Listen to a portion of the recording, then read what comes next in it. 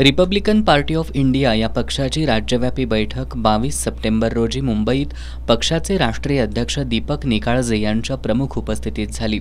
या बैठकीत पक्षाच्या वतीनं विधानसभेच्या राज्यातील जवळपास 200 जागा स्वतंत्रपणे लढवण्याचा निर्धार करण्यात आलाय, अशी माहिती पश्चिम महाराष्ट्र अध्यक्षा रूपाताई वायदंडे यांनी आज कोल्हापुरात पत्रकार बैठकीत दिली आहे। यावेळी पक्षाचे महाराष्ट्र उपाध्यक्ष दादासाहेब ओव्हाळ यांनी रिपब्लिकन पार्टी ऑफ इंडिया ए पक्षाच्या वतीनं कोल्हापूर जिल्ह्यातील विधानसभेच्या एकूण 10 जागांपैकी 7 ते 6 जागा स्वतंत्रपणे लढवल्या जाणार असल्याचं सांगितलं।